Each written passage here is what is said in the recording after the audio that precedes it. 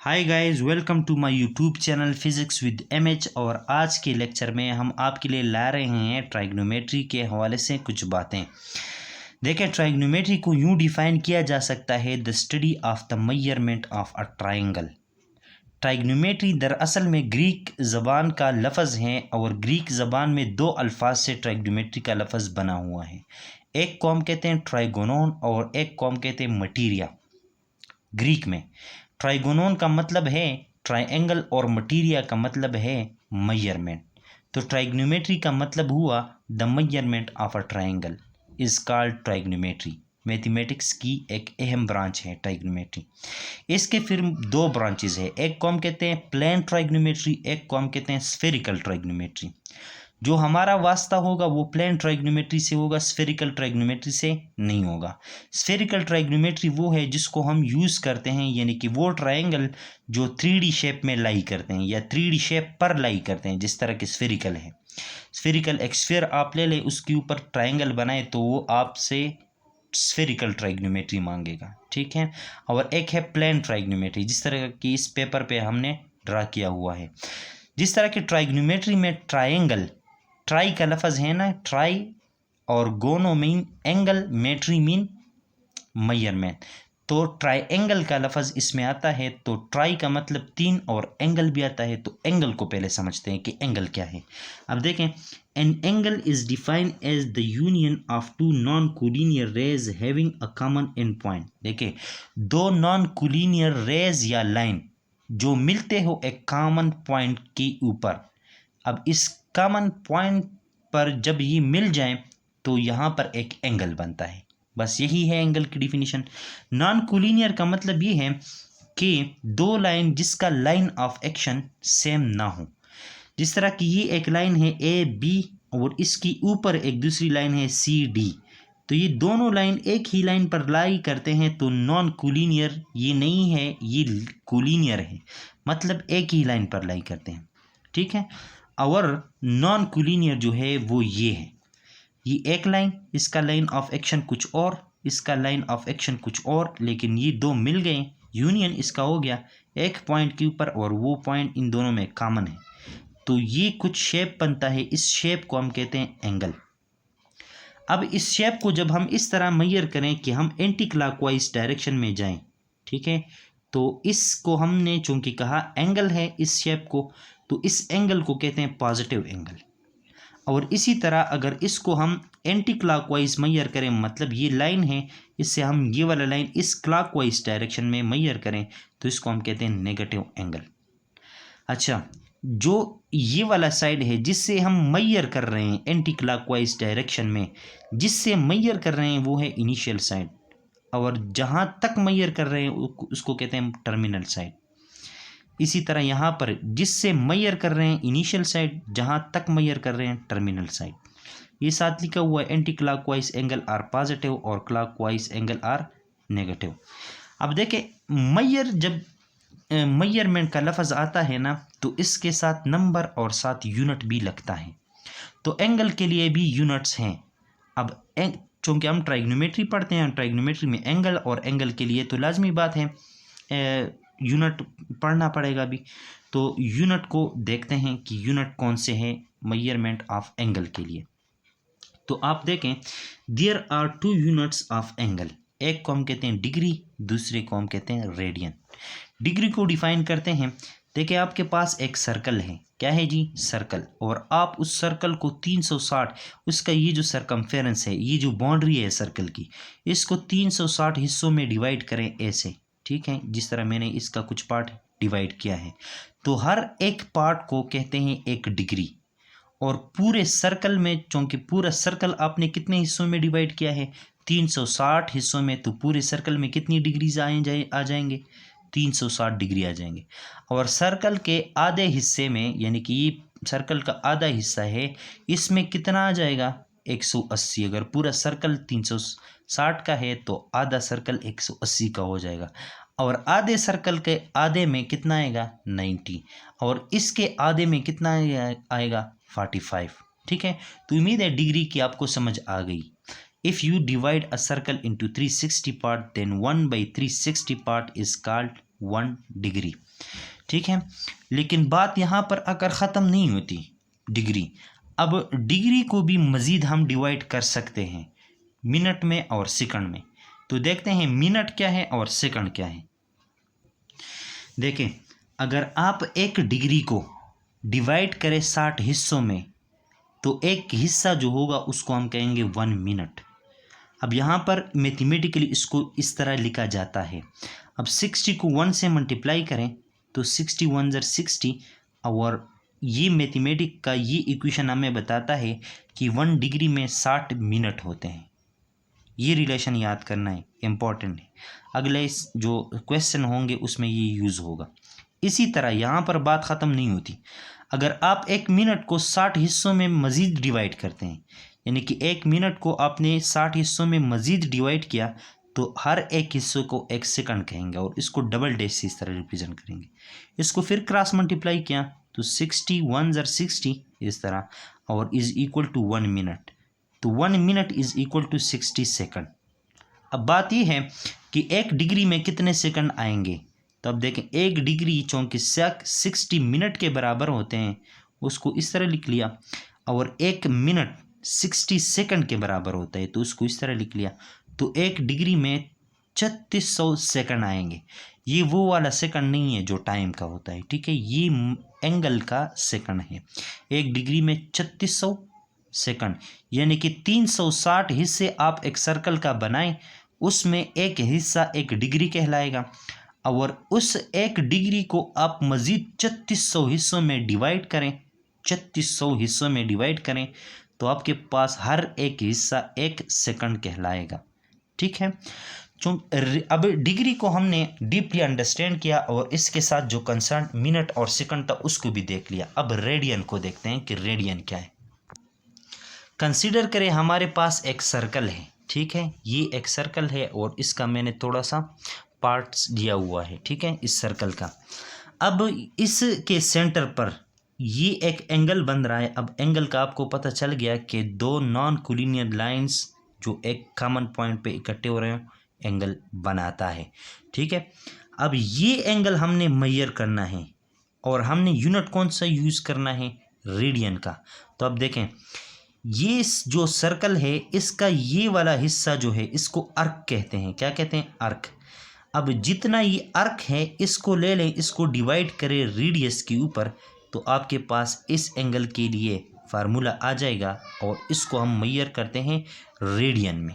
देखें, ये फार्मूला मैंने लिया है कि एंगल को रेडियन में मेजर इस तरह किया जाता है कि आप अर्क लेंथ को डिवाइड करते हैं रेडियस के ऊपर, तो जो एक नंबर आता है उस नंबर को हम रेडियन में रिप्रेजेंट करेंगे और ये एंगल का क्या होता है, एंगल का यूनिट होता है, ठीक है। और इसके लिए फार्मूला ये है, theta is equal to S arc length divide by R. अब हम 1 रेडियन को डिफाइन करते हैं, जिस तरह उधर 1 डिग्री को डिफाइन किया था, इधर 1 रेडियन को डिफाइन करते हैं। If arc length is equal to radius of circle then the angle subtended at the centre of circle would be 1 radian. देखें, ये सर्कल है, ठीक है, और यहाँ पर इतना एंगल बना कि यहाँ से यहाँ तक का जो अर्क बना उसकी अर्क की लेंथ और इस रेडियस की लेंथ क्या हो गई, बराबर हो गई। तो इस सेंटर पर जो एंगल बनेगा वो 1 रेडियन होगा, ठीक है। और रेडियन में मेजर करने के लिए फार्मूला अभी हमने देख लिया को वो होता है S theta is equal to S by R, यानी कि arc length divide by radius of the circle. अब 1 रेडियन को डिफाइन करने में अर्क लेंथ बराबर होता है रेडियस के, तो वो बराबर ले लिया, S is equal to R. अब इस फार्मूले में जहाँ पर एस आता है वहाँ पर हम आर पुट कर सकते हैं, तो theta is equal to S by R radian formula आ गया और एस की जगह पुट कर लिया आर। अब आर आर के साथ कैंसिल हो गया तो थीटा हमारे पास आ जाएगा 1 रेडियन।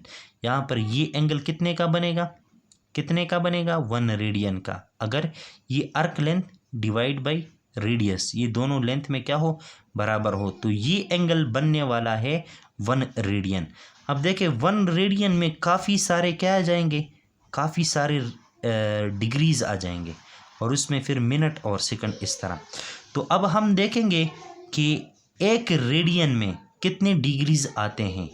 या पूरे सर्कल में अगर 360 डिग्रीज होते हैं तो पूरे सर्कल में कितने रेडियन एंगल होते हैं। ठीक है, इस बात को समझेंगे अभी। तो इस टॉपिक को नाम दे दिया relation between degree and radian, radian और डिग्री के दरमियान relation. As we know that a whole circle has 360 degree angle. ये अभी हमने डिफाइन किया ना कि अगर सर्कल की सरकमफेरेंस को 360 हिस्सों में डिवाइड करें तो एक हिस्से में 1 डिग्री आ जाएगी। होल सरकमफेरेंस को हम 360 डिग्री में डिवाइड कर सकते हैं। और रेडियन के लिए हमने ये देखा कि theta is equal to S by R होता है। ठीक है, ये फार्मूला है फॉर होल सर्कल, तमाम सर्कल के लिए जो अर्क था, रेडियस का जो अर्क था, यहाँ पर मैं ड्रा कर रहा हूँ, देखें सर्कल का जो अर्क था, सॉरी ये अर्क था ना, अब इस अर्क का लेंथ ले लिया, ठीक है, और इस रेडियस का लेंथ ले लिया, इसको डिवाइड किया एस बाई आर, तो जो एंगल मिलने वाला था उसको कहा थीटा और जो यूनिट था उसको कहा रेडियन। ठीक है, अब पूरे सर्कल के लिए यानी कि पूरे सरकमफेरेंस के लिए एस कितना हो जाएगा, पूरे सरकमफेरेंस के लिए एस हो जाएगा सरकमफेरेंस ऑफ द सर्कल, यानी कि एस क्या हो जाएगा पूरे सर्कल के लिए, पूरे सर्कल के लिए सरकमफेरेंस हो जाएगा। इधर मैं ड्रा करता हूँ ये, तो अगर मैं इस पूरे सर्कल के लिए मालूम करना चाहता हूँ कि पूरे सर्कल में कितना रेडियन एंगल होता है, तो मैं पूरा सर्कल का क्या लूँगा, ये टोटल, ये सबसे बड़ा अर्क लूँगा और इस सबसे बड़े अर्क को सरकमफेरेंस कहते हैं। और सरकमफेरेंस को मैथमेटिकली इस तरह लिखा जाता है, circumference is equal to 2 pi R. अब एस की जगह मैंने क्या लिखना है, सरकमफेरेंस, क्योंकि टोटल सरकमफेरेंस हमने ले लिया, तो एस की जगह पुट करेंगे सी, तो हमारे पास ये वाला फार्मूला बन जाएगा, theta is equal to 2 pi R divide by R. ठीक है, 2 पाई सरकमफेरेंस की वैल्यू आ गई और साथ में यूनिट आएगा रेडियन, आर आर से कैंसिल हो गया, 2 पाई बचा, तो theta is equal to 2 pi radian. तो पूरे सर्कल में कितना रेडियन एंगल होगा, 2 पाई। पाई की वैल्यू क्या है, पाई की वैल्यू है 3.14, इसके साथ मल्टीप्लाई करें 3.142 को, तो आपको मिलने वाला है 6.28 रेडियन एंगल होता है पूरे सर्कल में।